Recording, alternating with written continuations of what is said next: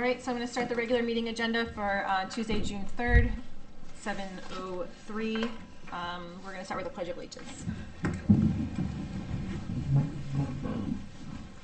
Allegiance to the flag of the United States of America and to the republic for which it stands, one nation under God, indivisible, with liberty and justice for all.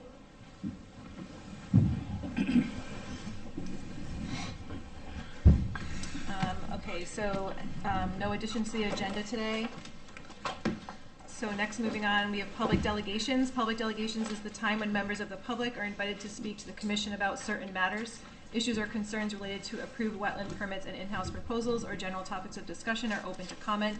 Agenda items, referrals, applications subject to a decision by the commission, a public hearing, or in litigation may not be discussed.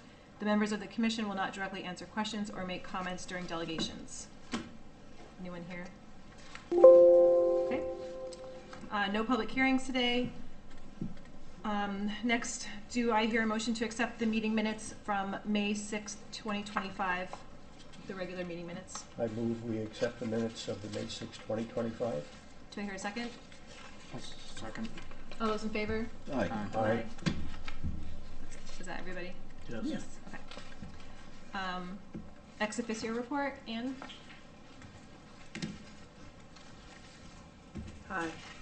Ann Chicallo, ex officio from the Board of Selectmen. Good news, the budget did pass finally. What I was really encouraged about was a lot more people than other years came out to vote. So that was very encouraging because we always want as many people as we can to have come out and vote. The other issue from, I think, the other month you had asked me about was about the moving of the bus depot. So I spoke to actually Joe Bergaw and Chris Lund today, and because the budget did pass, I guess that was pending approval of Peretz and a Roxbury storage project. So they're going to go forward with those. After that, they'll see about moving the bus depot. There also has to be money set aside. So I looked at the capital improvement plan, and it looks like there's money they're putting forward in 2028 to put into the capital improvement budget. It looks like it's $1 million actually. So I'm not sure what it looks like. It's $100,000 a year that they're going to be putting in for that. So I'm not quite sure, but I do know that it's got to go. They said through zoning, and it has to go through different things in the town and the school, because it's basically school property, has to, figure it out. So I don't think this is something that's going to be done very quickly. But it's definitely an option that it's going to be considered for 2028? It is in the capital improvement plan. Yeah, it is. Yeah. Yeah, I think Exactly. as long as there's eyes on it and it's moving forward. Yeah, and that's why, and I'll keep on top of them and, keep inquiring. Yeah, for sure. Any other questions about the Board of Selectmen? We didn't have really too much else going on. Trying to think.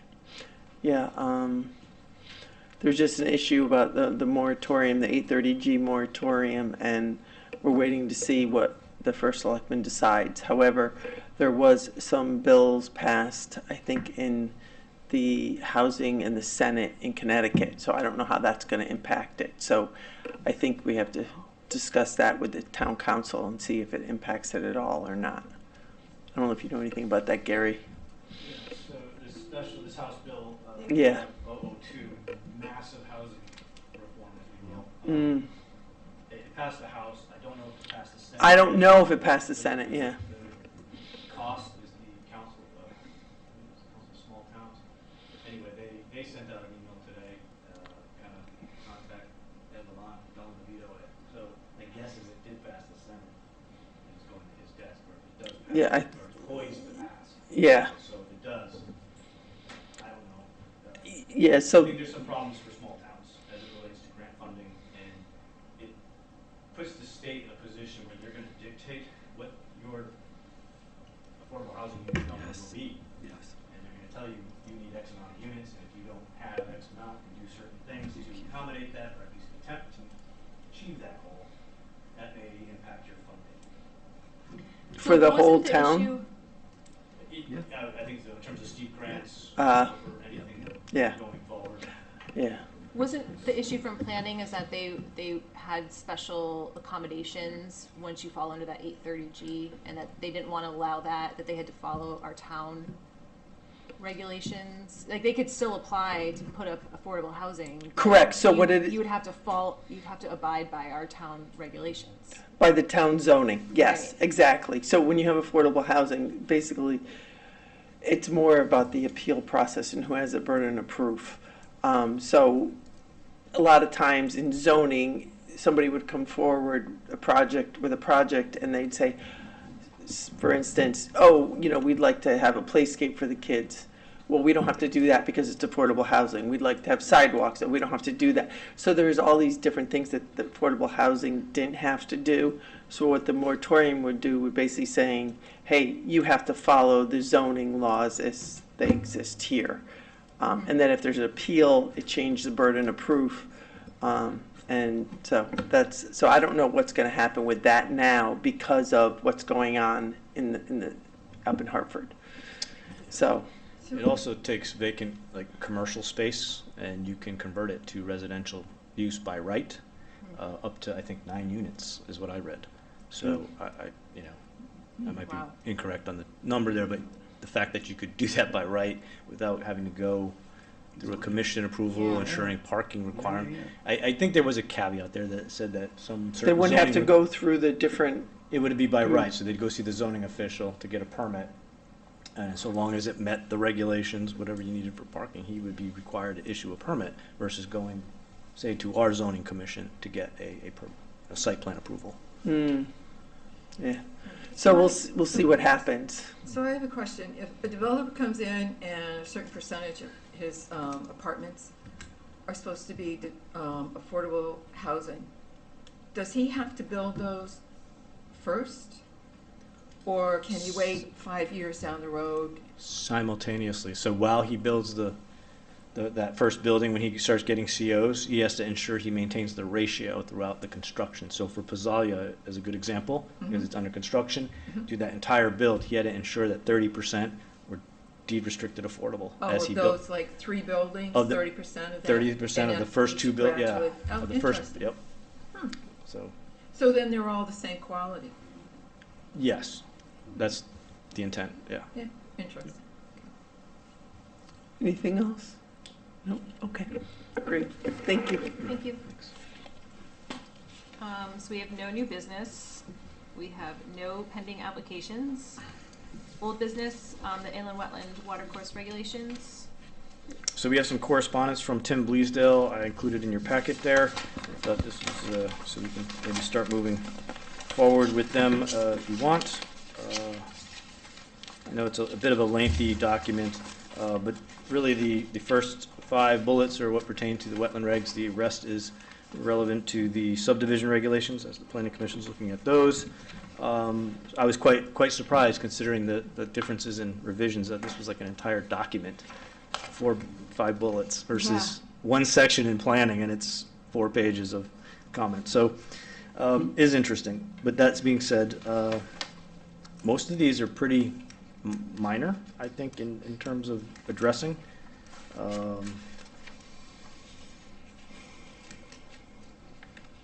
I would definitely agree with him adding a definition to calendar days. Certainly the pagination, I can correct, that's easy enough.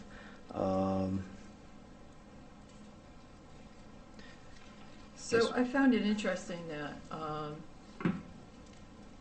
someone submits an application, and does your office check to make sure that their taxes are paid up to date?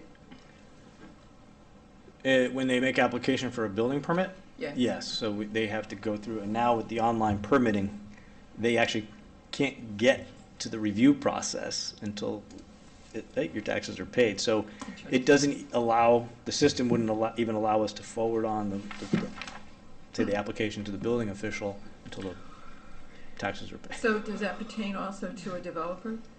Yes, because And they have to make applications through the same system. Now, in terms of planning and wetlands, The module has not yet been set up, so they're still submitting paper copies, but that's in the process of being set up. So at that time, I think we could probably require that something like that be included.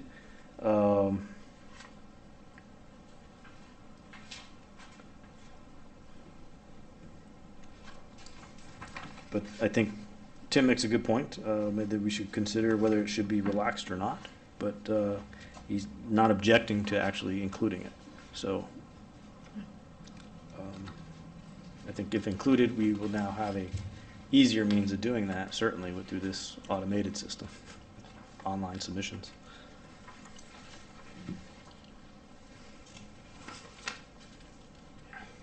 And then he's talking about the subdivision regulations and about the significant effect is inconsistent.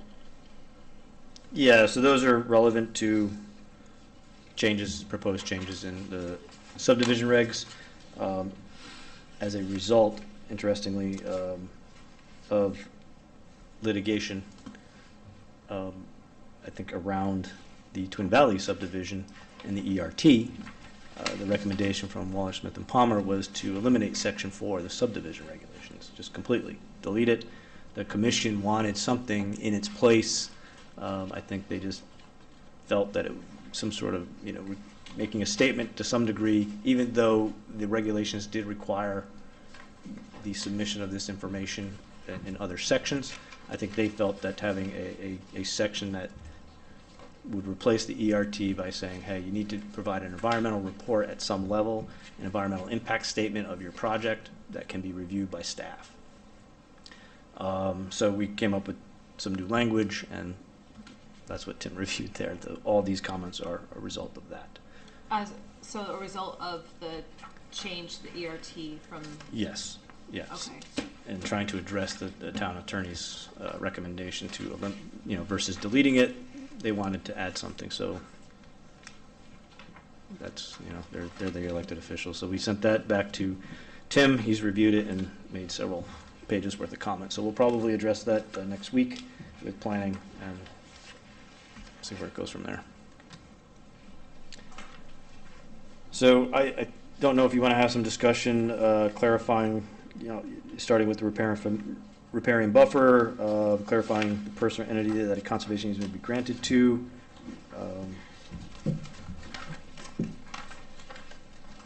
Pull up. What is standard in that, the conservation easement? Doesn't the homeowner just... Typically, the easement's given to a third party, either a homeowners association, the land trust, the town, state, or another qualified non-profit group. Woodsman's Land Trust was another one. They're out of Waterford. New England Forestry Foundation, for instance, they bought the 200 acres behind Goldfinch. So some third party who's qualified. The subdivision regulations have a list of various entities that would qualify. These are some criteria for that is what the regs have. I think that might be actually, I don't know if I can get access to them here. Yeah, I'm kind of curious what, I guess, the context of that, because like a homeowner can have or should have a buffer on their property.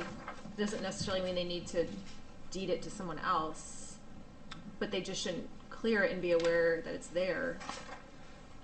So I can see for like the larger scale development how you would give that to a third party, but for these people that abut wetlands and they should leave a buffer. So I'd like to see what that section states.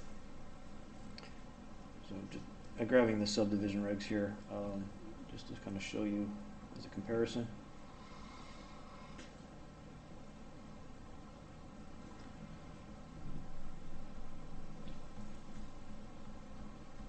So, for example, the Twin Valley Lake subdivision, they have a conservation easement on each property. But that's part of their property, isn't it? Correct. They own the land. Right, and then the easement encumbers that portion of the land. right. So who owns the easement? They own it, right? They own the land. The easement's held by the HOA in that particular subdivision. Okay. So that homeowners association, so the neighbors are going to police themselves and say, oh, you can't do that over there. It's important that that homeowners association is active and they do the thing. I think a good active association is the Rocco Drive Association. They're quite organized. And they seem to maintain their easements and open space. The subdivision regs, which I just pulled up, shows you the following options for conveyance that may be utilized by the commission. So there's, again, the town, perpetual dedication to the state, or the land trust, homeowners association, common interest ownership act, under that allows for that. You can obviously have conservation easements with or without public access. You can have a recreation easement, private ownership with the appropriate taking of development rights by the public entity, that be the state or the town, or any combination of the above. So that's what planning uses for the entities that would be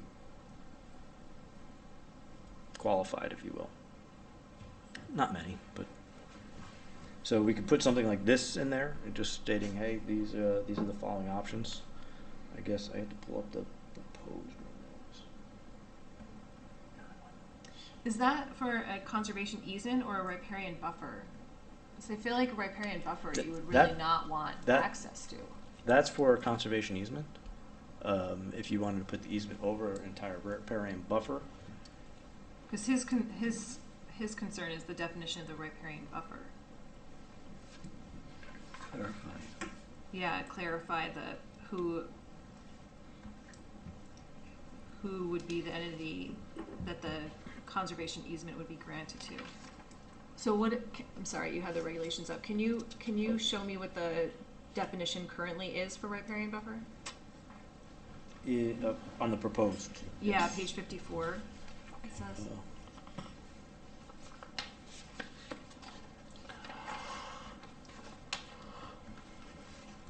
Sorry.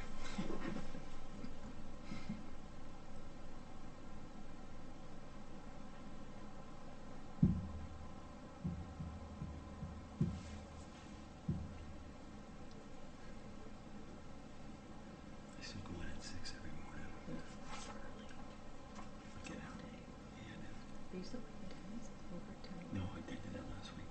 So I just got out at 2:45 today. Making a little bit.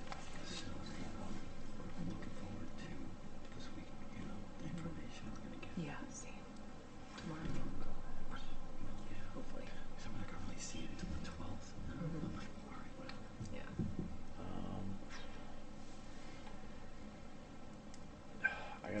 Anybody remember when you? Yeah, I but first. I used to bring a copy with me each time. I know we had them in. I think it was December. I might have my phone downloads.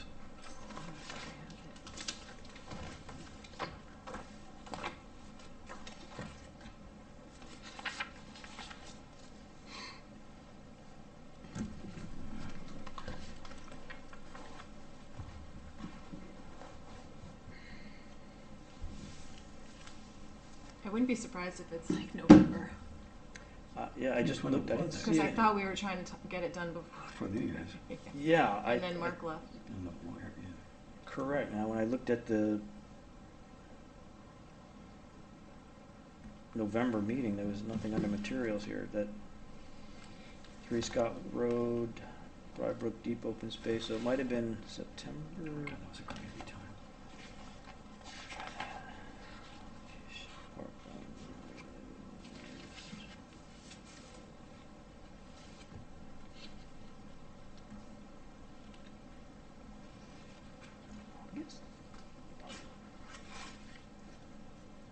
Nothing in August, actually.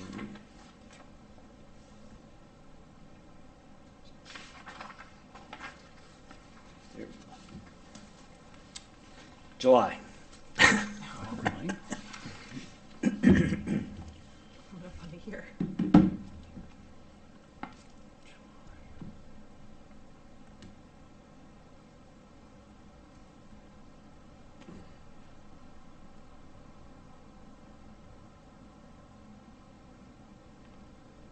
Oh, you have it there in red. A vegetative buffer. Right. um, Oh, I'm sorry. I thought it said riparian. Significant impact. Yeah, right There we there. go. Repairing buffer means vegetated area near a water course or body that helps protect the waterfront. So, decent land uses. Should I read this out loud or? I can read it.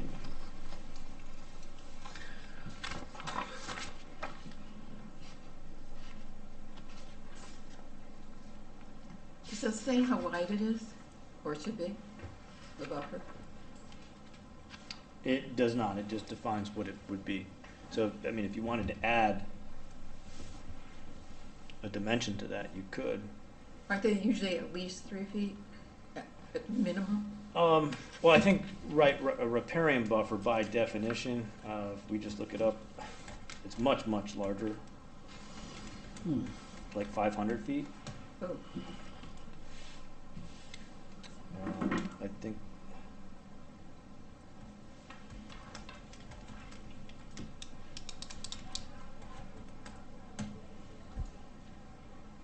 $30 to 100 feet, there's a typical Wow. recommended width ranges. So just quick answer, just to give you an idea. So typically, what I recommend to homeowners is at least minimum 10 feet. 25 is ideal. If we can get a 25-foot vegetated buffer, that's wood chipped. If it's not gonna, versus lawn, that's ideal. so do we want to put a number in there? I mean, does anybody else feel that a number should go in there? Well, the question is, does a number need to go into the definition, or let's go to page 54.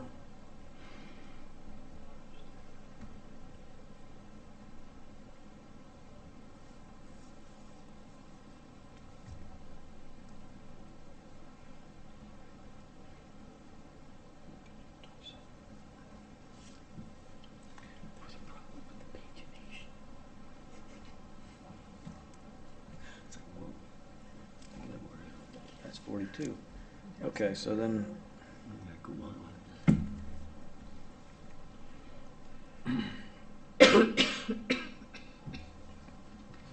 Was it 54? well, his page 54 is not matching this. These permits, No. So by not putting a number in, are we giving ourselves flexibility when we approve the application? I mean, it depends on whether it's a small lot Right. or a developer. Yeah, I agree. If it started at page 51, then page 54 would be page 4 or 3, depending on what we're looking at. Oh, yeah. See, it says Yeah. again something that Oh. and Oh, yeah. he's referencing. His page 1 was page 51, so he really means page 4. I don't know. I'm just. That's what it kind of looks like. But I guess his concern was that we're not discussing who would be the entity that if there was a conservation easement. So I guess to follow suit with what planning does, we should just outline the options as who the easement would potentially go to. But yeah, I think with riparian buffers, I mean, if you're talking about a homeowner and they want to, 10 feet is sufficient, but with development, you'd want to leave a lot more, so.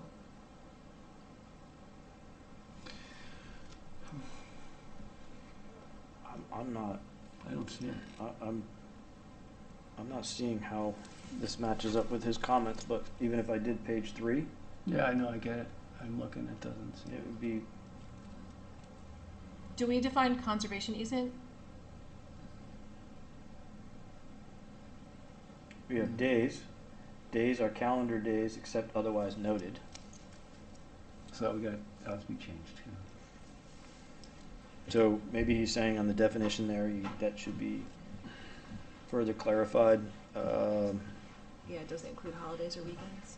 Yeah, that's what he said. So we can. Say not including holidays and weekends. So just add that. Yeah. Yeah. Business days. Yeah. Or on purpose. Yeah. Yeah, in lieu of calendar days, business days. That would suffice, right? So just add, not including holidays and weekends? Or do Yep. you want me to add business days? The word, you know, Would just, it be cleaner just to do business days? Days are defined as business days. Any calendar. there are Someone cal- argue what's a holiday or not. I use the Saying word the same calendar thing. days, I think, because the statute uses calendar days. Okay. Uh, Alright. So I'll Just adding what he wrote down, yeah, I'll just write right? d- calendar days except, Excluding holidays and weekends. yeah. And then the deadline is extended to the next business day, right? There you go. We can Which is what he stay wrote, there, yeah. buddy. Actually,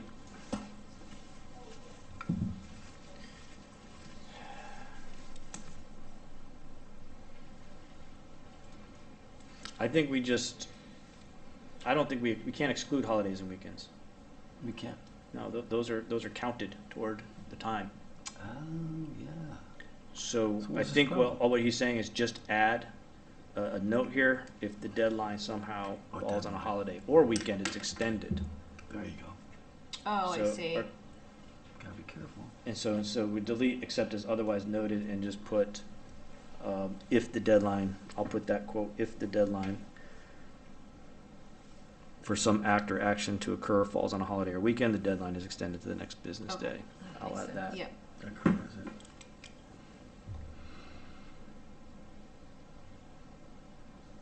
So I guess in the definition of riparian buffer is where he's saying we should consider adding or clarifying the entity.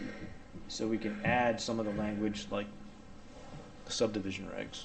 Yeah, so that's what I'm wondering, because that definition was under the conservation easement within the planning regs, right? So, The open space requirement, yeah. so I wonder if we just define conservation easement here, since we don't, as planning does. Oh, it's conveyance of open space.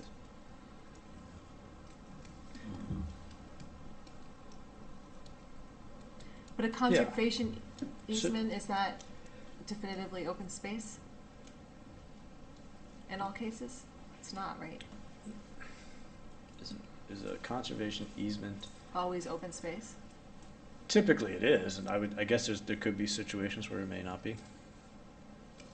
I've yet to run into a conservation easement that doesn't protect, isn't intending to protect a piece of land or keep it open. They can be crafted to allow certain uses, if you were so inclined. So, we used to adopt conservation easements in perpetuity without the ability to go in and forest or manage the forest. And now we're adding into those, conservation easements, the ability to do that. So we're being explicit by saying, okay, you can go in and manage your forest, that's proper management. So, I think the intent really for most easements is to remain open. Again, he's saying kind of the same thing, is the conveyance of that riparian buffer and that easement, who would it be granted to? If it's in favor of the town, the regulations state this. So I think you could easily put either something in here into the definition saying the following options for conveyance that can be utilized by the wetland agency would be dedication to the town, state, or land trust or other private organization. A, B, and C there. If you're open to D, that it's permissible by law, but they have to police themselves a little bit.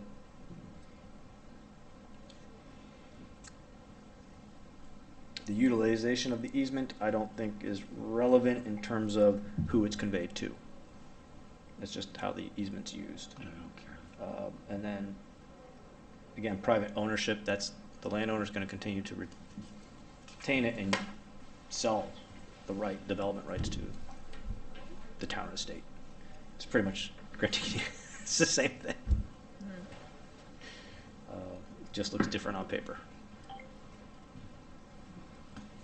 So I think we could add that, A, B, and C, possibly D and H, that's any combination of the above type of a thing. to the definition of riparian buffer. Yeah, I think it will work.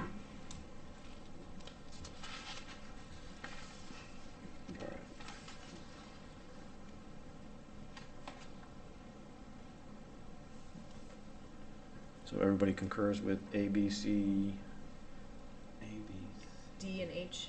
D, D, and H. Okay. H.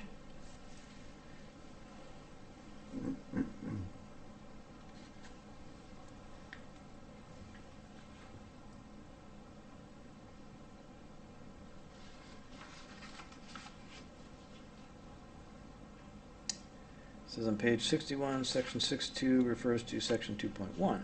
However, the draft they received did not contain this reference section. 2.1.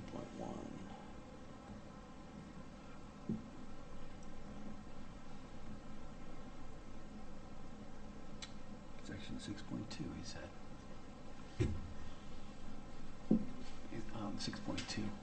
Yeah, I Yeah, was but it just says saying it to be on the refers to section Oh, 2.1. 2.1, right. 2.1 is usage. Yeah. All right, Which which is is- to refer to here. He has 2.1Y. Oh, wow.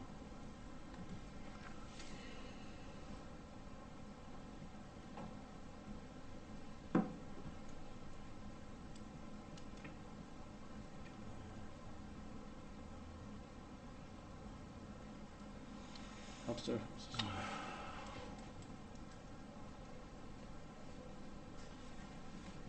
Wrong document here. Let's get the right document.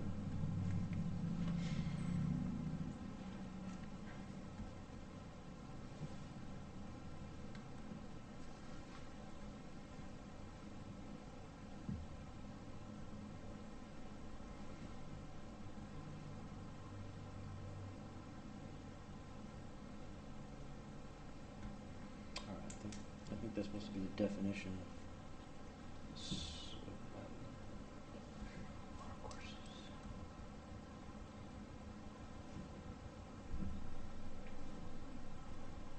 This is section 2.1.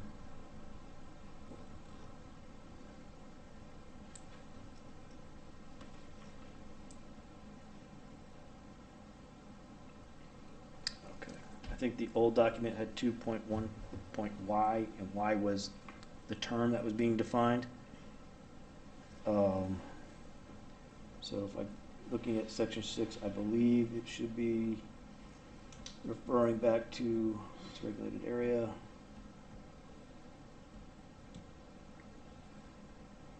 This definition here, regulated activity. I think that was 2.1.y. Section 6. The agency shall regulate any operation within or use of a wetland or watercourse and any regulated activity or portion thereof within the regulated area as specified under section 2.1y of these regs. So that would have been regulated, maybe that'd be, I'm sorry, that should be referring back to the definition of regulated area. So I can just change section 2.1y to just section 2 definitions. Yeah. I believe it's 2.1. And then within the definitions, it's Yep. right, regulated, yeah, here we have the definition of regulated area.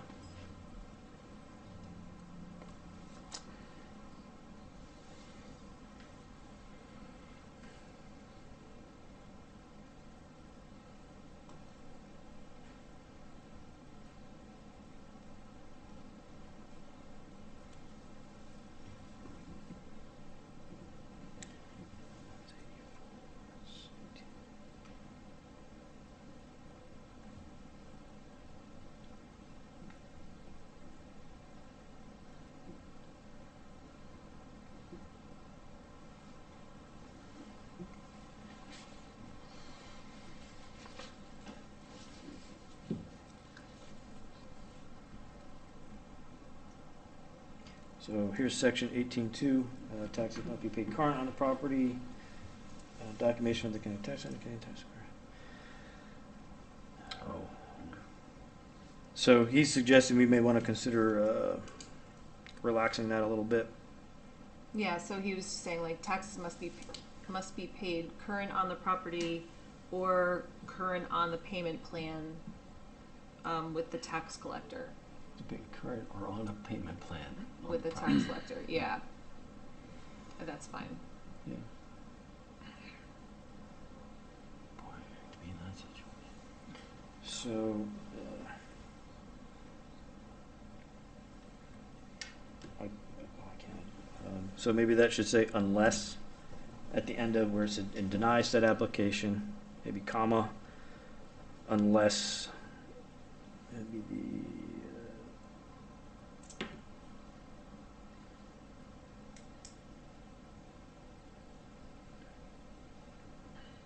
unless a payment plan is in place with the tax collector, I guess. Let's say in the And are current on said payment plan. Yeah. What's better, English? Bad English? No better. Better English.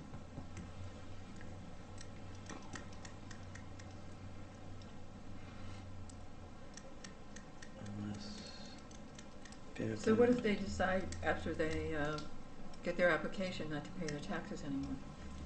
So if they get their application in, and they get approved, and then they choose not to pay their taxes? There's nothing you can do. Nothing If they have I, a payment plan, they've only made one payment. at least they would be current, at least for one payment, for the purpose of the application. And then from there, it would be the tax collector's duty to collect the taxes, however they see fit. Can we say up guess. to the tax collector's discretion, or is that too? I gray? don't think, because then you'd be predicating your decision on the decision of another person, board, agency, that you can't do Okay. that, yeah. So I cut them all slack if they're working it out. Well, I mean, I guess if, unless, I don't know, you could, You said it's fine in the end. That's fine.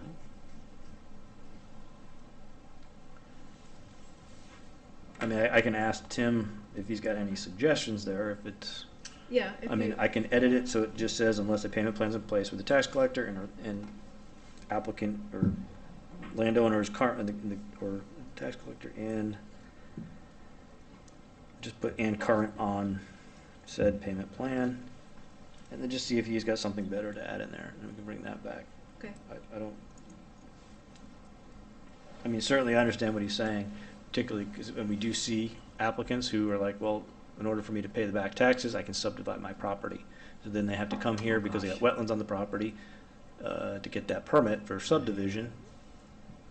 So I can see where that's a benefit, to say, okay, we've established a payment plan, or we've at least entered into an agreement with the town, whether, I mean, I can't predict people's financial wherewithal, but Is there a lot of property in arrears? not that I know of, no, I don't We're really making think rules. so. Yeah. I think our collection rate's pretty good, Yeah, I wonder. I'm thinking. The collection rate is is high, good, and yeah. I think they tried to, they hired a company or something, and they got a lot of back taxes. There you go. So I don't know if you have any thoughts on that language. So I guess I'm kind of, So Tim, we have in section 18 of the regs, we added a section saying that the taxes must be paid current on the property, subject to an inland wetlands application, because we've had applications where the taxes weren't current. I've had conversations with the tax assessor and the tax collector, like, you know, it's frustrating to see that these projects are going forward, but the taxes aren't paid. So I think they were saying, you know, they should be current. They have to be current for building permits. In order to get a building permit, you have to be current. Well, why Okay. shouldn't you have to be current for a wetland permit? So we added this section in, and Tim was just suggesting maybe we should relax it a little bit, because there is no leeway here, because if the taxes aren't current at the time of application, the commission has to determine it's incomplete and deny it. So there's no wiggle room. So you were saying you could put a tax, like payment plan in place. Yeah, so he said, What's the time differential between the time that they get like in the wetlands permit and that they could build?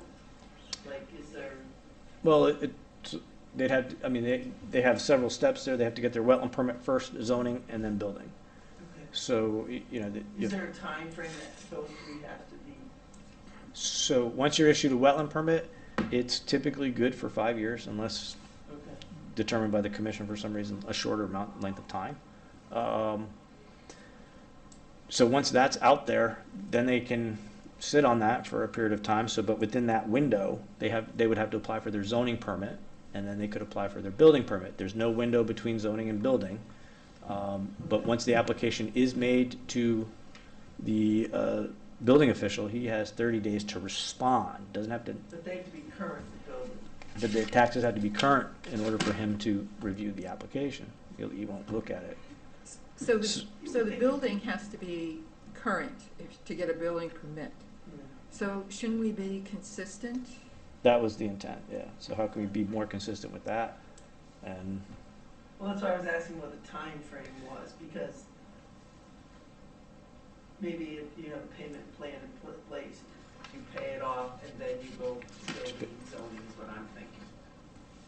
Do you know what I mean? Right. If they don't have the money, say, to and being that we're current. typically the first step in the process, Mhm. wetlands, yeah, that would give them time to make payments, I guess, to come current before they get their building permit. Yeah, that's why I asked the question. So I think by adding something like that, unless Yeah. there's a payment plan in place, I mean, it does provide that leeway that in the Yeah. event that they're doing this project to raise capital to pay their taxes, Yeah. I think that would be okay. All right, so I'll add that in, and we'll see if Tim has any other comments on that, but I don't think he will, because it's his language. Mhm. And that was it. So I can make those changes, bring those back to the commission. This is June, July meeting, and then if you probably were so inclined, we could probably anticipate a public hearing in August. Yeah, that sounds good. Okay.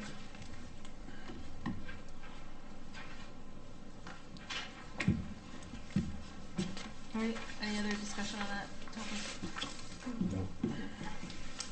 All right, so next is chairman's report, and I wanted to discuss the site walk that we went on Twin Valley.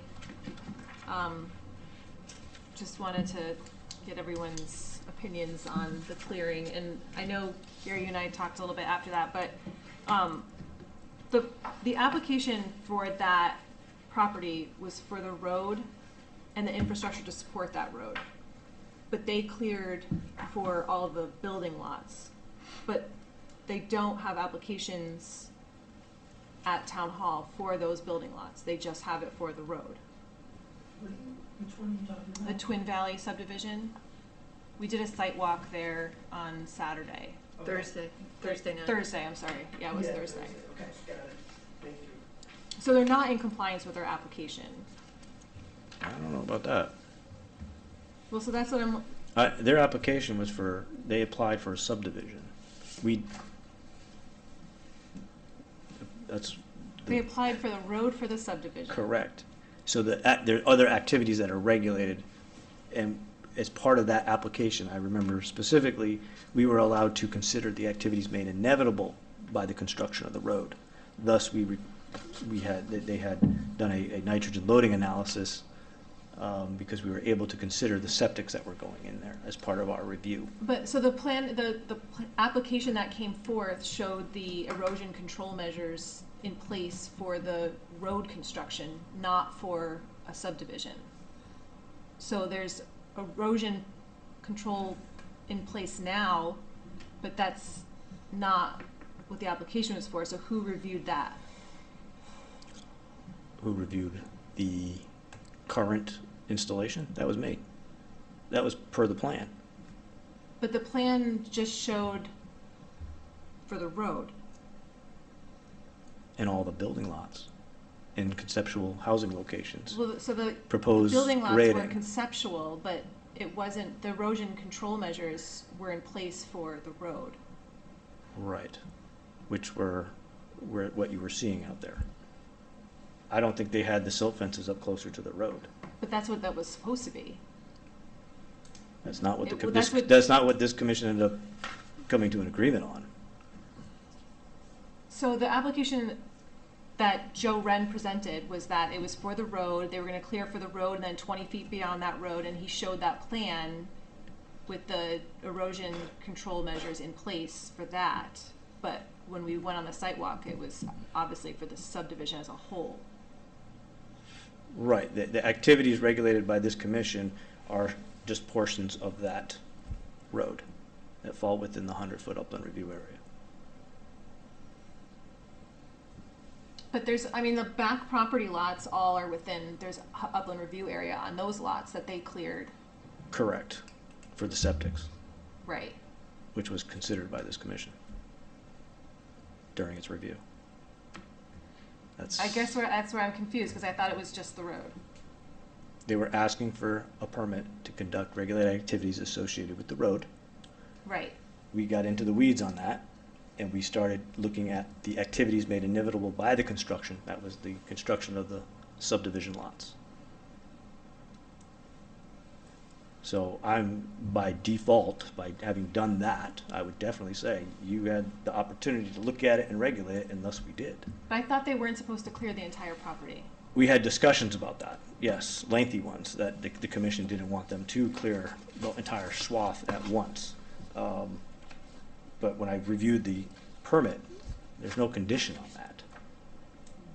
And that's where I felt that, well, they're within their clearing limits as shown on the limits of disturbance, and their E&S plan, so they got the silt fence in. I didn't think that's something I can actually go run after and say, oh, you cleared more than, I did tell them before they started, I said, the commission's expecting you to clear, 5 lots at a time. He goes, well, we're gonna clear the first 5. He goes, I can tell you, we're gonna be out of here in 2 years. So we're gonna, that's just not convenient. He goes, we're gonna leave stands of trees, and this is our approval. So I've got to argue, there with them, saying they know what they're approved and have been approved. And they're like, hey, we just follow this plan, because that's what's approved. Well, I think it just concerns me moving forward with any other plans, because this conservation design is supposed to be environmentally friendly. And they showed us, oh, there's trees left, but then when we went on the site walk, they're like, well, we're clearing out all the rest of the trees, and all the septics are gonna be along the wetlands. So, to me, when I hear conservation, it should be like preserving the environment that exists, keeping as many trees as possible. They kept 70 acres of upland, wetlands, and open space. That was, as per the subdivision being a conservation design development. So in that context, right, I know that's not relevant necessarily to this commission because you regulate the wetlands and the water courses. So you're looking at minimizing the impacts to those, which, not to cross planning and wetlands too much, but yeah. So in terms of regulating activities, you regulate those activities that are permissible by law within the upland review area, which would be about anything that they can do so long as it doesn't adversely impact the wetland. So they did the nitrogen loading on one site, One lot, yeah. on one lot. You And could have so them that's, figure it out for all of them if you wanted. but why is that not required as part of a subdivision, that they would have to show all of the nitrogen loading numbers for all the properties? That's a question for the planning commission. We could certainly take a look at that and recommend that they include that as part of their regs as they. Because they picked the driest, highest lot. I mean, we were all back there. There was lots of water back there. So. Which, in terms of well, as I said, I think I alluded to past meetings. I don't know, maybe it was maybe a side conversation, but I did learn that the threshold for amphibians is 0.4, where I think they reported they had 0.8 parts per million or something like that, if it's parts per million, at the property line, which was just at the wetland boundary on that first lot. So, unfortunately at that time, I wasn't aware of the 0.4 parts per million. And even if I had been, the question there becomes, we don't regulate the impact to the amphibian. But is Ledgelight looking at 0.4? No, they're looking at the 0.8 and saying, oh, it's below the threshold for human consumption, which is 1.0 parts per million.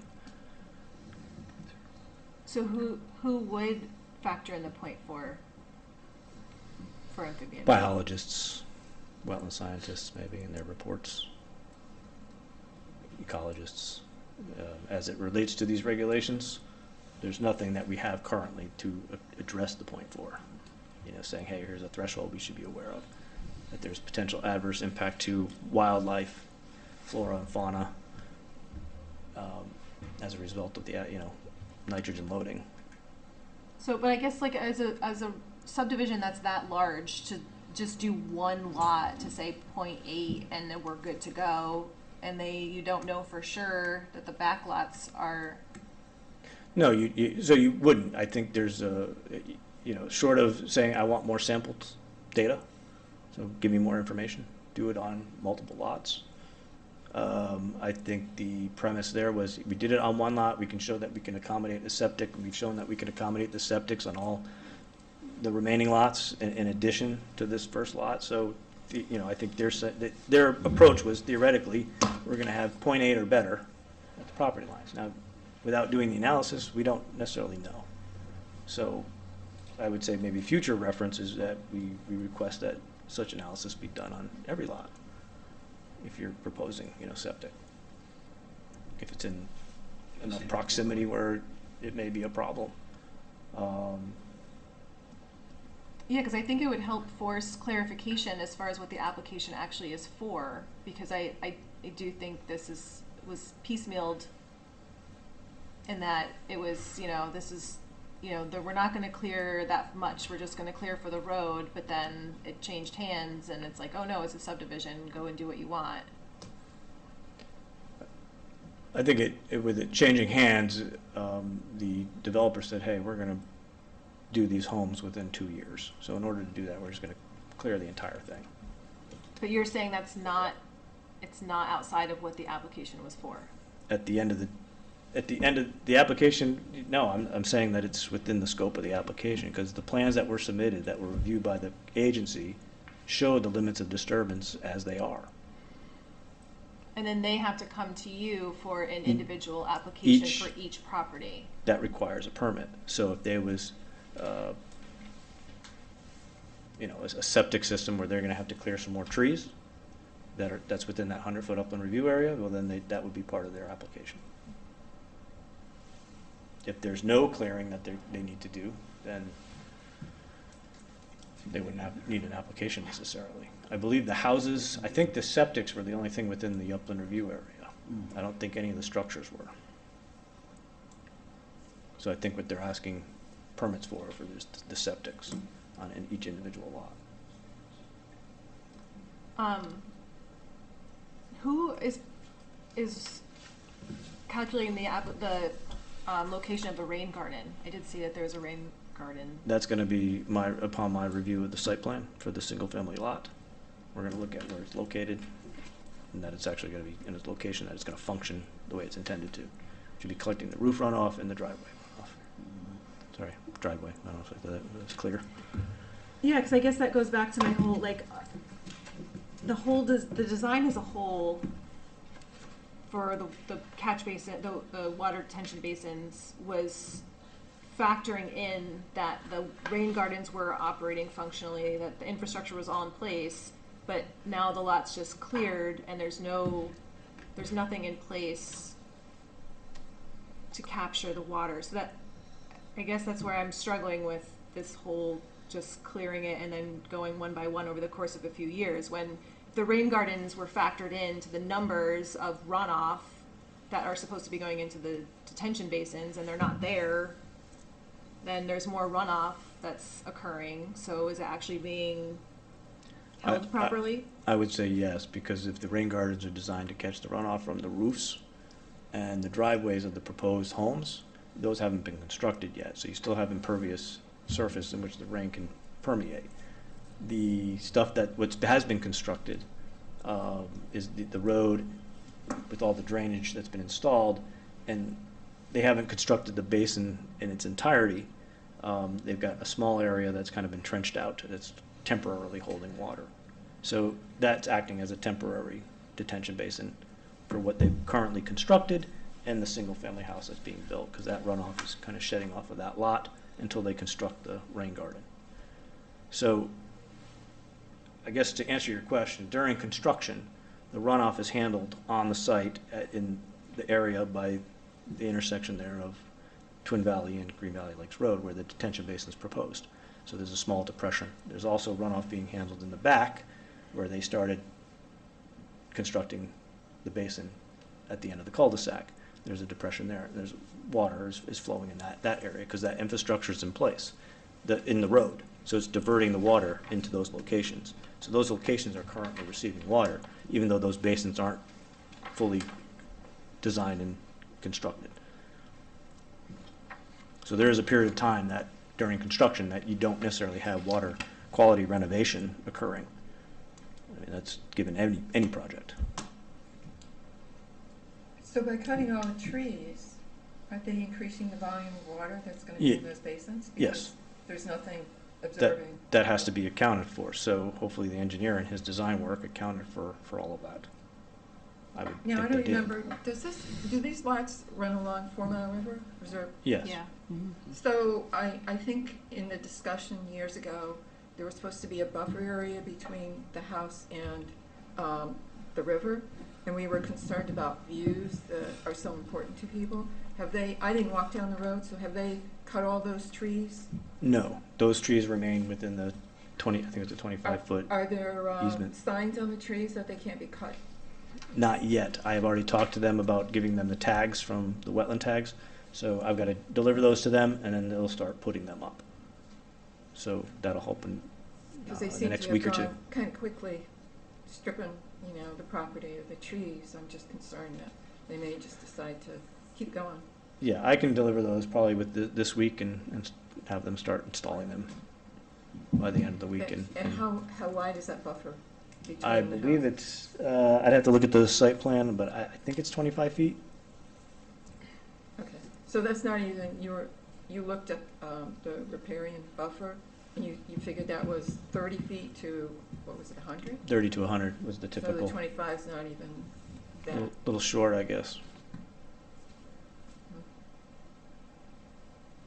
What, where was the limits of disturbance outlined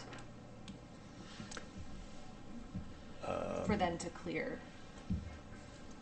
On the site plans? Yeah. Was that was presented with the initial application? Yeah, that was in the whole plan set. They had an ENS plan, they had a grading and drainage plan. That would all be shown on those site plans. Because I thought the septics were supposed to be in the front yard, but then he was pointing out they were going to be along in the back there, on the right along that wetland area in the back. Was where the septics were going to be. Don't have a copy of the plan with me up here. I can go grab a copy if you'd like to look at it. Take me a couple minutes to go get it if you want to take a recess. Hmm? They can't do anything without legislative approving it. Well, they have to get legislative approval, but I thought, it just seemed like they cleared a lot. They cleared everything. Yeah. And I guess I'm confused as far as where they were supposed to clear to and what they actually cleared to. Well, that's where they clear their house lots, but they left the trees in the back and everything there. But they're going to cut those trees down. That's what they're saying. Stuff from the wetlands must have stayed there. Jerry, can I ask a question? Yes. The upper review area you mentioned, what is that in that area? Is it 100 feet? Is it like, It's a 100 because foot. the law we changed the regulation after the fact? Yeah, it's 100 feet in that particular It is, okay. case. Yeah. Yeah, okay. It's the way it- 400 feet, right to the water. There you go.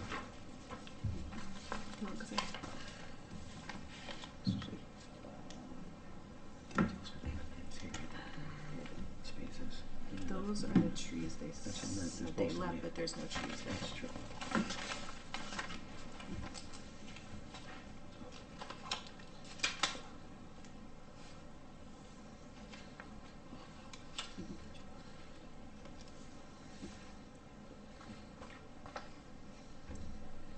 I don't know if that's the septic, the leach field or what, I can't tell. Last one.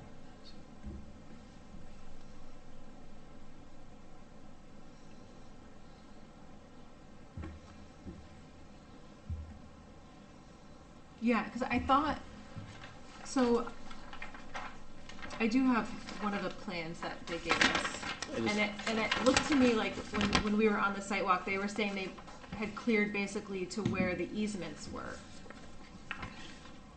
But then then this plan shows that it's actually, I mean, in this, some of it is like half their property was not supposed to be cleared. So I did find what they submitted last month, and it's a copy of the subdivision plan. There you go. And the green line on this is the limits of clearing, or what will be the total area, that, you know, the limit in which they will clear up to. And he drew on here, that's this green line. He drew on here the blue line, saying that was the stand of trees he left on each lot.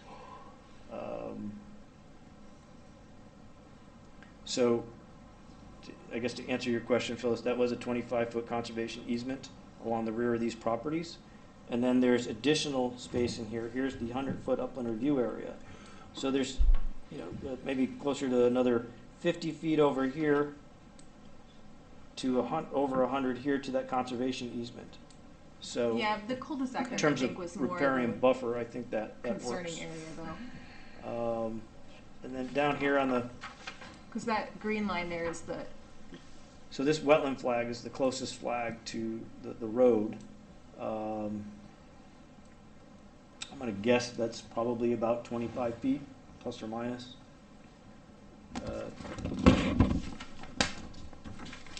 To the road, without scaling this. And again, there's the green line, which shows is area, you know, the limit of clearing. And then the blue representing the stand of trees he left in that area.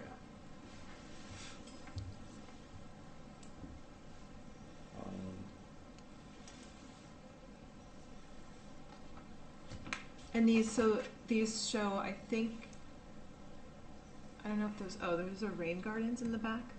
So then when are the septics So applied? When is that? when they make they'll make application when they apply for the house, they'll make application to Ledge Light for approval on the septic. But this, my cursor is here on this lot, that's where the septic is proposed. The septic on lot 12 is proposed here, and this septic for lot 11 is also proposed along that line, but in front of the limit of clearing. By how far? About a foot. I mean, there's, you can see that they're shown right there at the line. We can zoom in on it.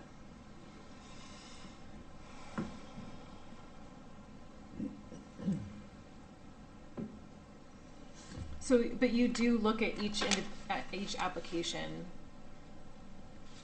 with them and. Well, I need to sign off on these in our building permit system, so, so now if they come in and they say, hey, here's the house is here, the rain garden's there, septic's there, and we're all above the 100 foot, they don't need a permit.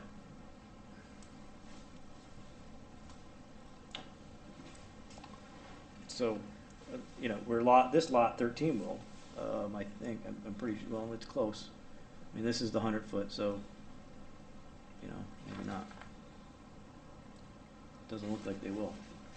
And I think that's why they were saying the only portion of the project that needs permitting are portions of the road that fall within the 100-foot upland review area.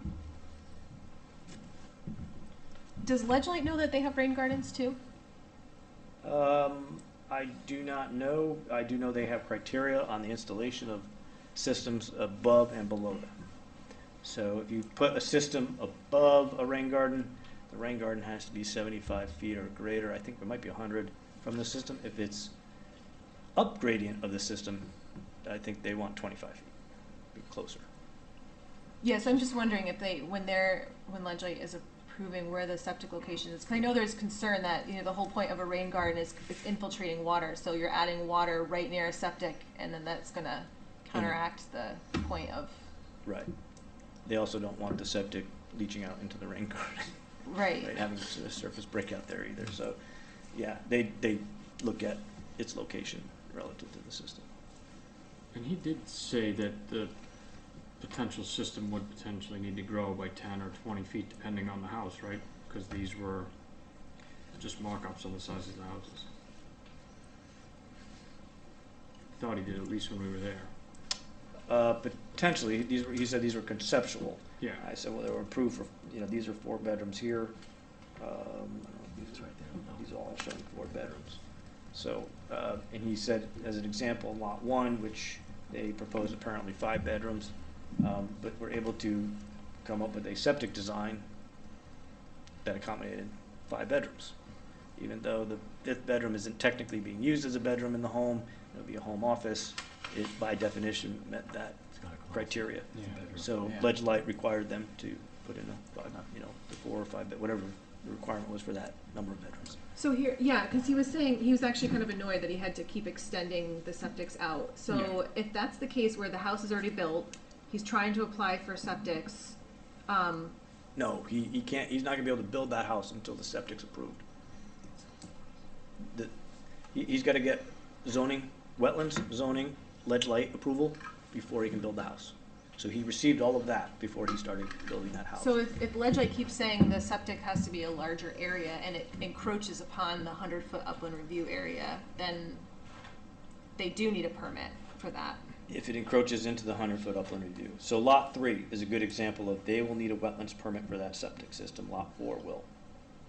Lot 2 probably will not. Lot 1 probably would not. And lot 2 is being built right now. Correct. Lot 1. Was it Lot lot 2 two? had the foundation, right? Yeah, it did. Oh, yes, lot 2, they poured the foundation. Lot 3 will, as I said, will require it. Lot 4 will require it. And then I think the third, I gotta go back. Third page didn't come through here. It's got the rest of the lots on this side. I think there's another one. Right? Oh, here it is. Lot 6, 5, 6, 7, and 8 will all require inland wetland permits for the septic location if it goes in those locations as they demonstrated here. If they're able to pull them closer to the house and get them out of the upland review area, they could save themselves a filing fee. Yeah, well, that would be ideal.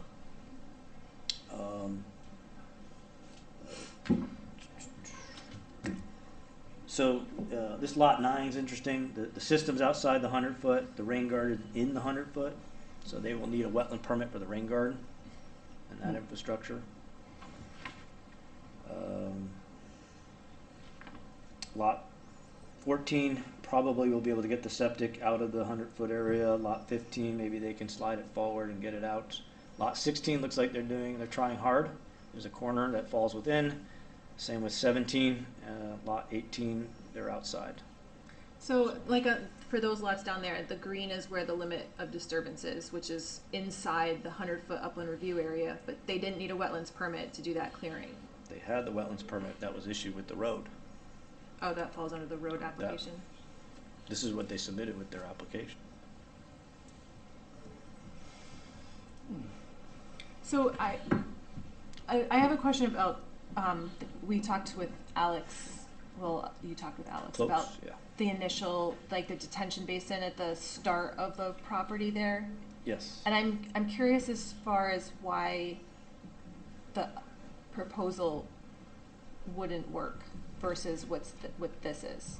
So his thoughts were we could put a storm scepter or some sort of vortechnic unit in place versus building and constructing this detention basin to renovate the water. Joe Wren, the engineer, suggested that we couldn't achieve the same water quality renovation that we'd obtained from this basin as we, you get more out of the basin than we would the vortechnic or storm scepter unit. That was his opinion. So with that, I think it would be hard to go the other way with a different mechanism that's not equal to or better than what's been proposed. And Alex concurs with that? Alex is not arguing in opposition to it. He was just open to an alternative design. He thought there was an easier way to handle it. And I explained to him that there was 750 feet of linear feet of road here that was previously not treated, thus the basin in order to treat it. So he felt that a storm scepter or technic unit would be adequate to manage and treat that volume of water. Although I think on paper, when you actually do the math, it does not treat the same in terms of quality renovation, is my guess. And that's why So, I mean, we can ask Joe to take it a step further and Alex to have a conversation just to verify that, but I think after reading the email correspondence back and forth from Joe Wren and Chris Oliveira, it sounded like Chris goes, we'll just build the basin as designed. So I know we also had discussions about the street trees adjacent to the neighbor's lot to the north, rather, let's see, yeah, I guess that's northeast, on Green Valley Lakes Road, and we're going to have them install some street trees along that edge of road. Alex, the town engineer, did approve and authorize the installation of those trees within the town right of way. Typically, we like to see them in what we call a street tree easement. It's a 5-foot easement just outside and adjacent to the town right of way, because we don't want necessarily trees in or obstructions in the right of way itself, even though the right of ways are 50 feet wide. You know, it's kind of anyway, we were able to work with the developer to spread some of the street trees out and plant more along this area to provide the neighbor additional screening. So that's kind of where things are at. Is that pond, is there water in it all the time, as proposed? That basin there? Like, are they gonna plant trees around it for potential thermal effects? They're going to put trees, they got, well, street trees here, which will provide probably minimal shading over the forebay. Usually this is just open, vegetated, probably Is it got like cattails. what's it, what cooks? This is a micro pool. There's a detail for it. I don't know what's on the sheets. Yeah, that's what we can hold the wall. Yeah. So Gary, if it's standing water, is that a potential problem for mosquitoes? Potential, maybe. I mean, but you'll see here's the note. It's a proposed water quality basin. Plugs shall be installed at the bottom of the water quality basin in accordance with the water quality basin planting schedule on sheet 40 or 41.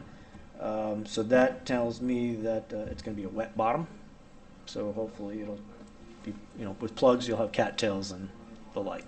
So probably look like, you know, if it's designed well and we're lucky, no invasives move in, it would turn out like the detention basin on the orthopedic partners. That's a really well-functioning basin. There's no invasives in there. The cattails are growing like wildfire. So it's that's a really well-functioning site. So hopefully that's something that you would get in here. And so the rain gardens are capturing the roof runoff and the driveway. What goes into effect so that the people that live there don't mow it over? Because if they do and there's no rain garden, then you're adding more water to those basins, which it's not designed for that. Well, I think if you look at where these rain gardens are located, you know, assuming they go roughly in these locations, I don't know Those are that right next to the septic, so I can't imagine that's where they're actually going to be. Like 22. Yeah, here's but it's up gradient of the septic, so if this, you know, the septic's over here, they could pull this back further, closer to the house. I don't know if they can move the house up or not. There's probably, you know, you can reorientate this house. This doesn't have to go here. It can be, you know, more narrow. It doesn't have to be so deep.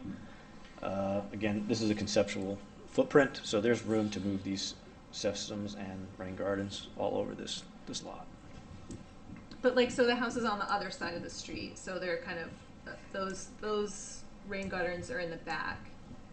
Yeah, I mean, if let's say lot 2 wanted to, I mean, they could have moved the house all the way back here and put the rain garden off to the side further forward. Right, but so the homeowner has to they're responsible for maintaining the rain garden? Correct, and then the homeowners association would be the police officer, if you will, for the rain gardens. They'd police their neighbors, and Right. as well as that 25-foot easement that wraps around the entire subdivision. Mm-hmm. They also are responsible for the maintenance of this basin. So they'll have to make sure it doesn't get clogged up and it keeps it clear. And if trees grow up in here, they'll need to clear them out. Right? You're not going to want to have a, you know, 40-foot maple in your detention basin So how do necessarily. they work the homeowners association? I mean, are they gonna have, yearly fees? I believe that's how they typically are run. They have dues, something like that. So they Whether have a they, management company?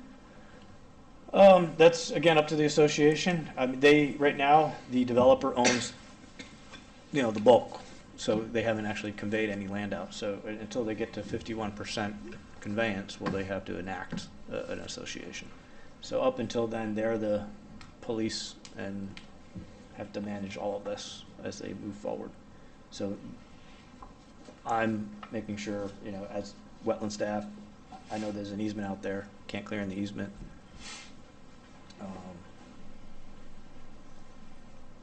Those types of things, so.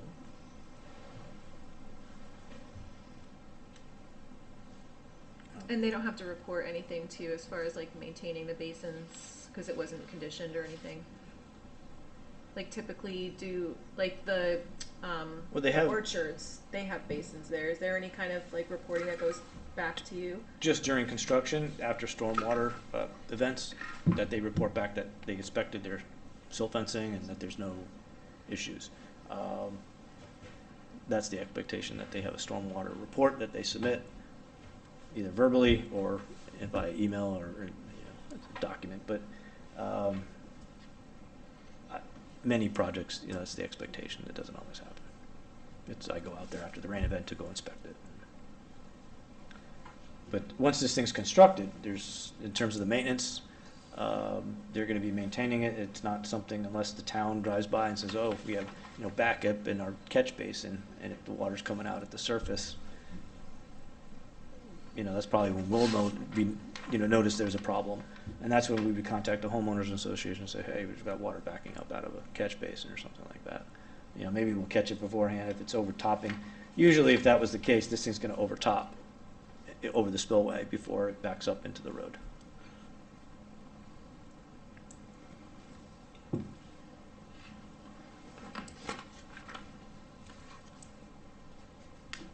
All right. I guess that's all I have on that.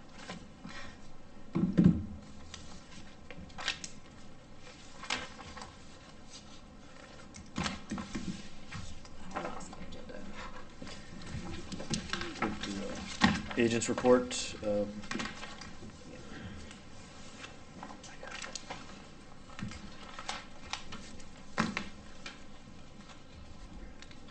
Yeah, sorry, inland wetlands agent report. So I have several permits sitting on my desk I have to actually review.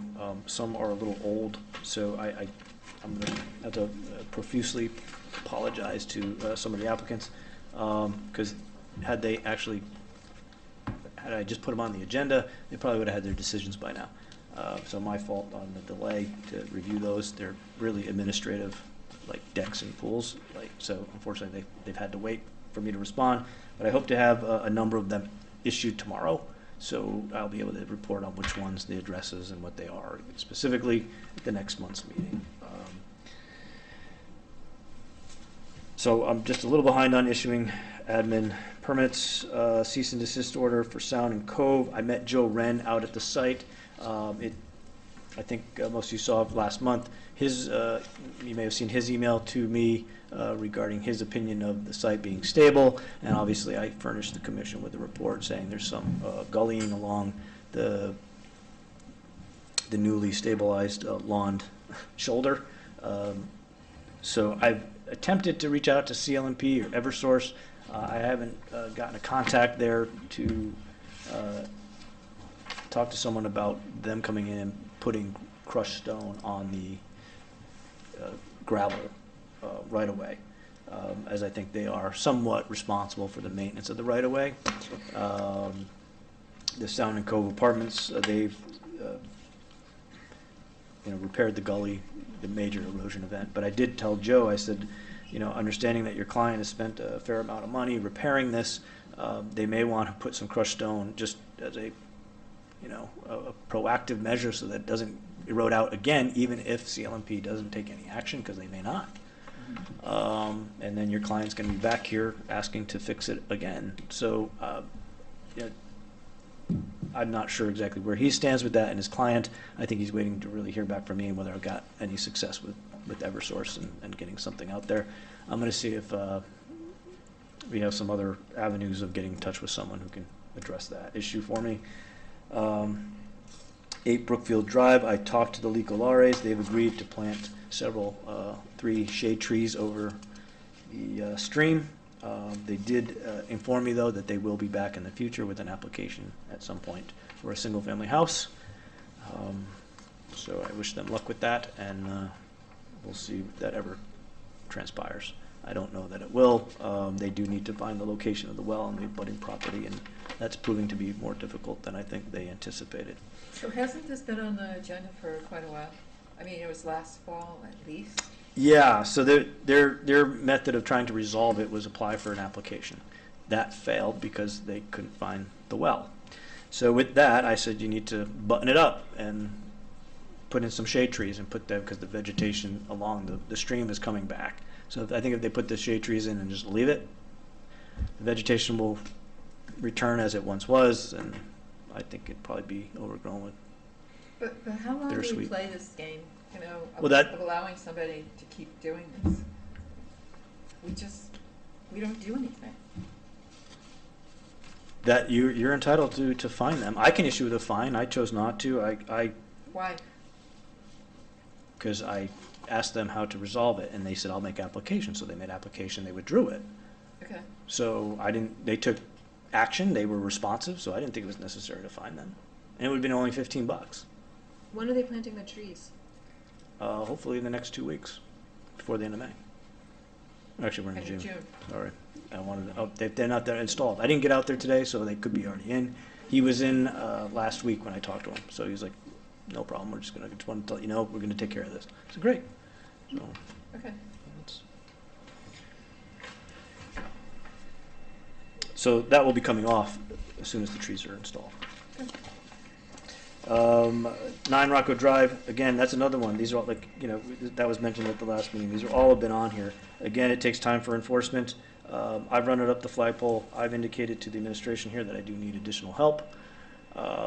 So hopefully, you know, with this budget come July 1, first thing I'll probably do is go out with that internship.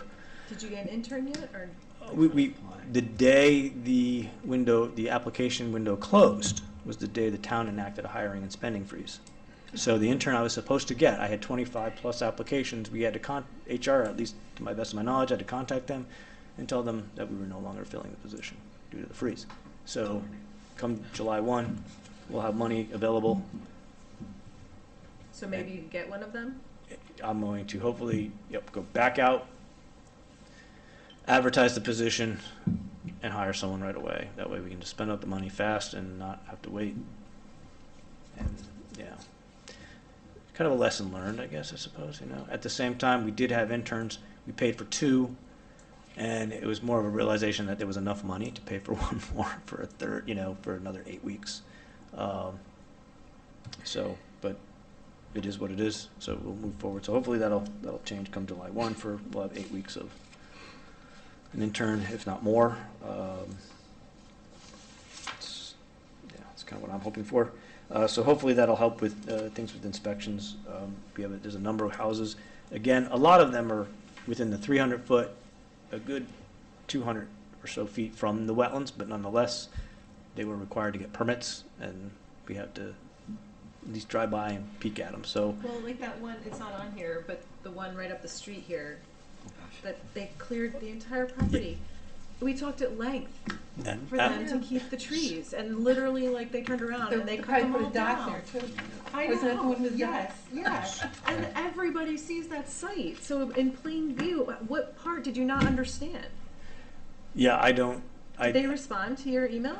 Oh, yes. Yeah, I have a meeting tomorrow morning with Sid Kalita, who's the real estate agent, who was the applicant on the project. So he's coming in to get clarification exactly what I want. I said, and my email's pretty clear. I said, I want Jim to put together a planting plan, and nothing happens until I get that, Because, and we approve it. those trees, like, you're not gonna see trees like that on And that then- property for 50 years. And then I told him, I said, I want, I know.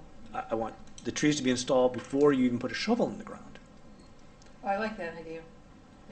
Yeah. So that's the next step. And then he's not gonna, I also told him I didn't want twigs.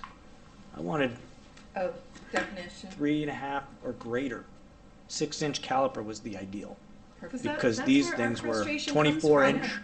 I mean, these people come and tell us, oh, we're gonna do this, this, and this. They're like, okay, don't cut those trees down. And then they literally do that. And then it's like, okay, well, then they win because now they just plant little trees and they have a great view for the next 20 years. And it was a positive decision to allow this, Yes.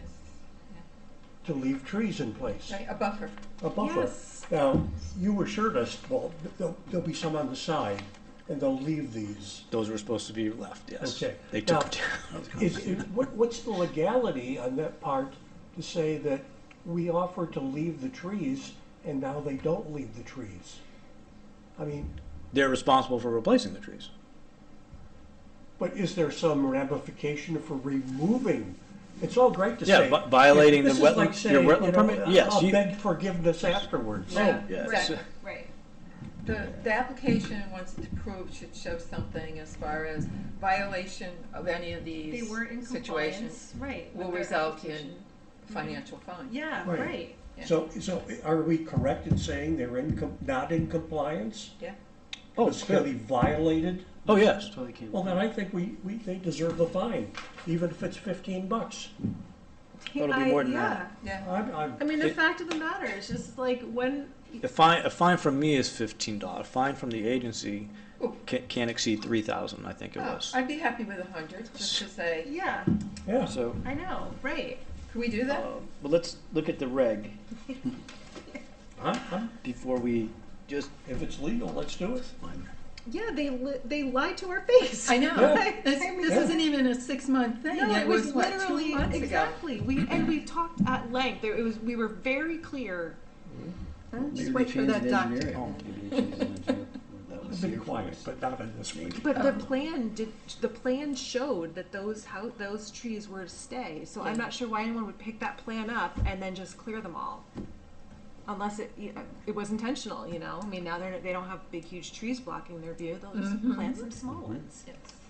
Views are very expensive. Yeah. Yeah, financial gain for the builder.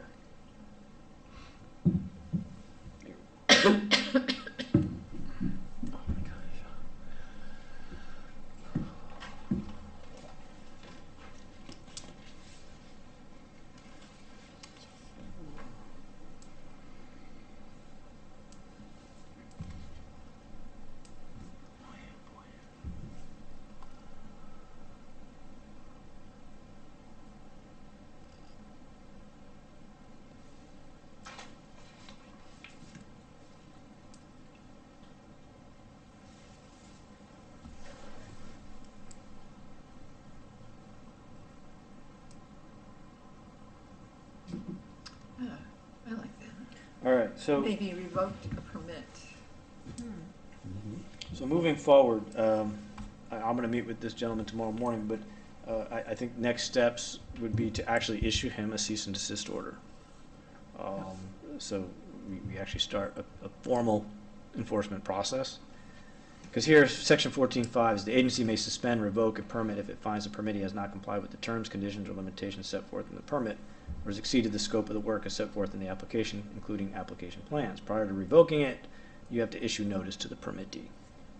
So certified mail, so that's the cease and desist order.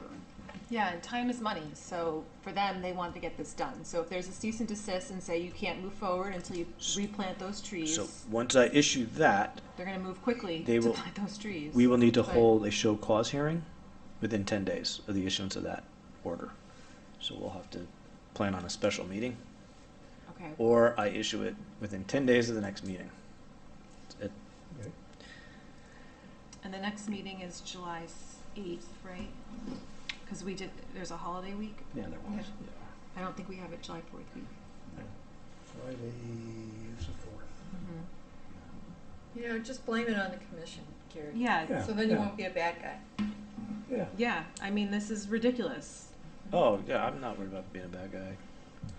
Well, we want to be the bad guy. I- We want so- people to be Yeah. like, You guys will be the we'll bad tell you guy. the truth and we'll stick with it. I already told, I already told, I said, look, I'm just the bearer of bad news. Well, I said, I'm sorry. I said, I totally understand. I get it. You want to build a house, sir. But, you know, hey, the agency wants this. And we literally, I think I had a very similar conversation, was like, just approve this thing. Yeah. I said, you know, I don't really understand why this happened. And I said, not to mention the guys removing the vegetation. I said, they dropped the trees right on the silt fence. I said, you know, I don't get it. I said, so if this is any indication of how this project's going to move forward, I already have my reservations about it. And I said, to boot, you have not yet been issued a building permit. I said, what's going on there? Oh. So I said, here, you come in, you post your bond, and I got to throw you a bone. I said, hey, you can start clearing. You got your bond, and I can work with Jim on a planting plan, but you don't police your crew. I'm sorry. That you know, this is what's going to happen. And I said, look, the agency's going to discuss it, and he knows a fine may be coming. Yeah. I So, think we should, even if it's $100, just to prove a point. Mm-hmm. Mm-hmm. I think we've got to start doing that more. Yeah, I agree. Yeah. So step one is cease and desist. yeah, and then so the cease and desist, and then along with a fine of, I mean, I can certainly put $100. That's going to be in the town charter. So if you want, I can pull that up if you want to look at it. Yep. Hello.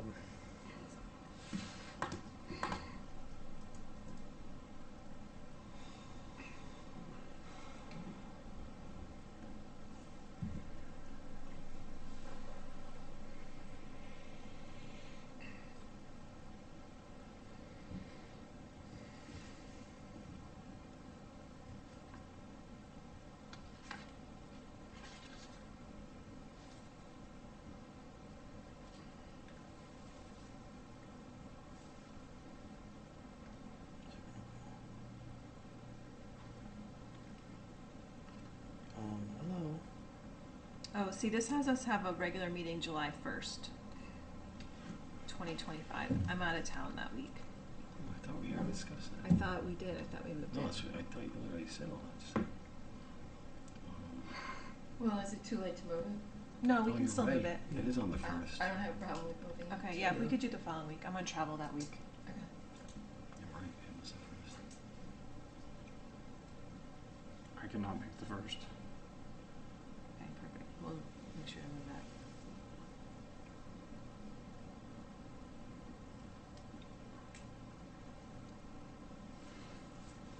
So you Okay. can't issue a cease and desist. We'd have to have a show cause within 10 days, right, of you issuing that? Yes.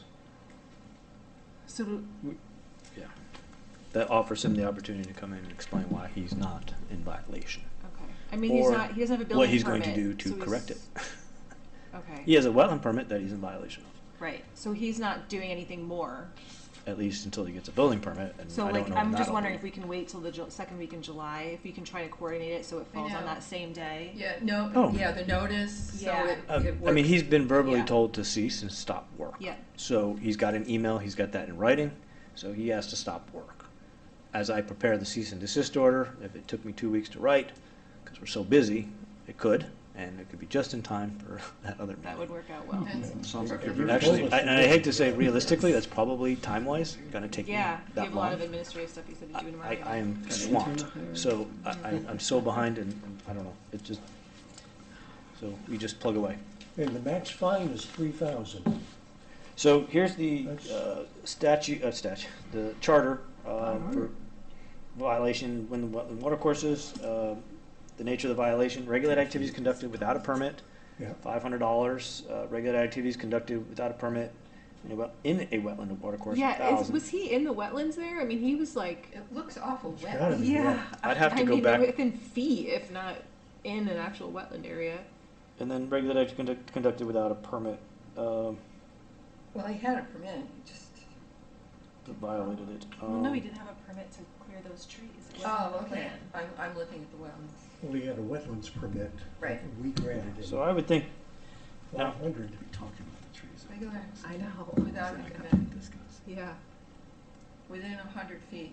How come it's 100 feet? Shouldn't it be 300? Well, Yeah. he's Probably within updated. either one. it's I mean, that's within a small lot. Right, right. upland review. Yeah, No, but I think it should just be hasn't been updated updated to the new upland 300. review area. yeah.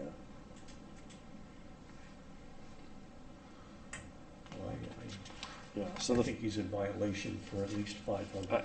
Oh, there's a lot, well, I think, and getting at that is saying, interpreting the charter, there's really no leeway here. I don't know, the way this is written, and I think it's verbatim from the hard copy, I don't know that you have a choice here. Yeah, That it's you not could greater do than or less. equal to. It's not up And it's to not your us. discretion, it's this. That's the fine. So I think you have to fine him $500 fine. Get out of here. Okay. at a minimum. Yeah. And if I can determine through investigation that there was work done in the wetland or the watercourse, then that's gonna jump to 1,000. I think the individual will be very careful about what he does out. Yeah. And I think you need to look at a revised request for a permit to reanalyze what he's going to do under the new situation. How is he going to repurpose? Yeah, does he need to submit a new I application would showing the That- trees would replanted in think that so. area? That is the discretion of the agency. So would through think that so. show cause hearing, you would say, well, this is what I wanna see. So Mhm. Mr. Kalita, please provide us X, Y, and Z. Mhm. We'll see you next month. Yep. Okay. I mean, So- unfortunately, he does not have to apply for, you don't have to have him apply for a new permit. You could do this all through C&D and basically get it corrected that way. Just, for instance, like the order I issued Gateway, then you get rid of any timeframes in terms of statutory requirements, right? We're good and bad, but that's one way to handle it. And I hate to say, if you, yeah, I mean, at what point to keep asking for information and you're just, being burdensome. But I think realistically, though, you can say, hey, we really think you need to make a new application. It needs to be difficult and burdensome. And, in making that application, the question, you didn't have the discretion whether you hold a public hearing on it or not as well. Yeah, right. You I know, mean, that's an option, right? I mean, Do- he's right out there on the street. I know. That we didn't hold a public hearing on the first go-around, but, being that there's a violation and clearing and Big sign. violates the public interests, it's a public resource that Well, you're trying to two protect. people from the public asked me about it. They're like, wow, they cleared right there. I mean, now it's in the public I- So concern. now you should And have a I've big got- buffer there too. Yeah. And every, And trees. anybody who swings a hammer's already asked me, like, what's going on there? Mhm. You don't let me do that. Yeah, Okay, exactly. there you go. I know. There you go. Let me do that, Do we okay. have to make a motion to change the date? It's for so the meeting? visible. I think so. Do we need a motion to change the date for the July meeting to the following week? Because it's July 1 right now. Can we move to July 8?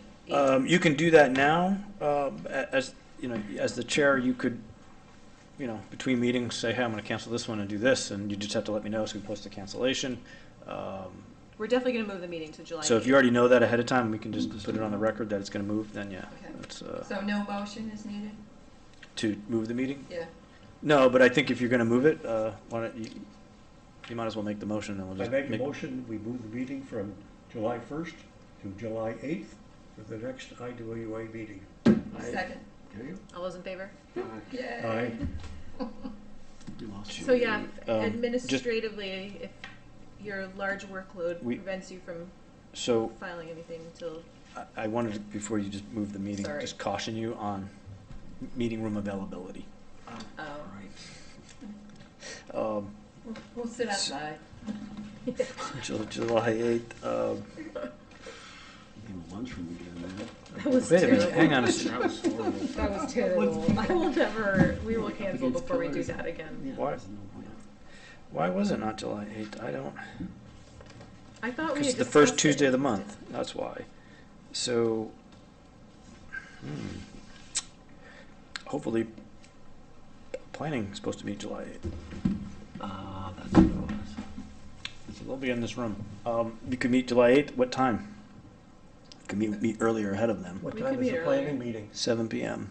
So you could meet at 6. 6. 6? I could do 6. Yeah, 6 PM works. Yeah. So if you want to maybe make a motion to meet at 6, I guess, or amend the I previous one. amend the original motion to move from July 1st to July 8th and schedule the time at 6 p.m. Okay, I'll second. All those in favor? Aye. I, 6.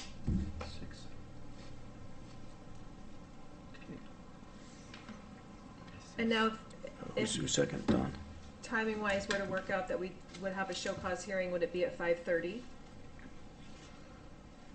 Is it usually before, or is it could be right at the start? I mean, It would be at the start of that one. I mean, unless you wanted to start earlier know. and do show cause and then a regular meeting at 6. No, But I would just do show cause hearing and regular meeting to follow. Yep, okay, that works. I don't envision a lot on the agenda. Okay, so I got to time this for 1, 2. It'd be June 29th. All right, 28th is 10 days. That's what I had.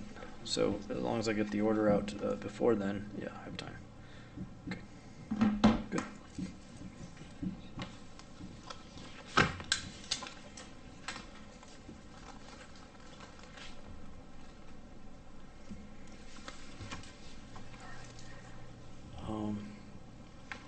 So while we kind of got sidetracked there from the 9 Rocco Drive, I'm working on getting him to revegetate with several pine trees. I don't know how successful I'll be with that. So I may have to either ramp up the enforcement action to an order to get him to revegetate those. So I'm trying to tread lightly and give him some leeway, but like you said, it's been on here for quite some time. He hasn't put anything back in the ground. And the abutting landowner felt that if he's required to put trees in, he wants his neighbor to put trees in. Well, So I said, okay, it's fair is fair. understandable. It's Yeah. fair. You know. Yep. and we're getting meaner. 137 Flanders Road, I know the zoning official is dealing with him as well, because the whole entire yard is still Yeah. unstable. It looks like he got the work done regarding the foundation. So I'm tempted to send him some correspondence and say, hey, we're at the end of May, you should have loamed and seeded this thing. I don't know what's going on there, but I know Bill Mulholland is pursuing it as well. And possibly Dave as a blight issue, I don't know. I'm gonna follow up with Dave, because I know he was involved with the building, the footing drain aspects. 294 Old Black Point Road, you do have in your packet, wetlands report from Don Fortunato and Martina Castejano. So I believe they're in the process of coming up with a design to revegetate this area and recreate the wetland that was there. I like their little signs. Yeah, they're colorful. Those are the towns? Those are the towns, we provide very those. So, nice, so yeah. these are the ones that we would provide to Twin Valley to install. It's, that probably should have been installed back when they did the work. But at least you can note that they are mowing, such that they're mowing around it now. That's good. I hope their intent is just to not leave it, and I hope I really do think they need to go back and maybe put some other, I don't know. I'm not a plant specialist, so I don't know exactly. That grass will kind of move out as these wetland plants, restore themselves. And again, I don't know if the soils profile's changed. So one thing I would like to know is that I would think in order to maintain the lawn, I would think it would have to. Otherwise, it was too wet. So Yeah. I'm thinking they brought fill in to fill Right. it. And I'm thinking that's going to have to get excavated out to fix it, Yeah. which means you probably have to bring wetland material back in. I don't know. You would need poorly Yeah. drained soils. So if something tells, unless there's still some under there that they can reclaim, like maybe a clay layer or something. I don't know. It's a unique pocket adjacent to the shoreline in that it's where it's at. I don't know why it's there. it's just kind of a bizarre location for an inland wetland in the middle of this yard, and that's how it was for years, you know, as a single-family house. So I'm surprised it's not, you know, tied closer to the sound, but with the elevation grade change on the slope of the retaining wall there, it's kind of interesting. We have this pocket. So that's moving forward. That'll be on next month's agenda. I anticipate I'll have a plan by then from Ed. They were adamant to get the report in for this meeting because they said they weren't ready to submit the plan yet, so they're still working on it. So I have been in conversations with them. They are moving forward, so I feel pretty confident that'll transpire and they'll be able to get plantings in the fall. It's kind of what it sounded like, so. That's all I have. All right. We adjourn I hear a motion, Phyllis. Do I hear a second? Second? All those in favor? All right. All right. All right.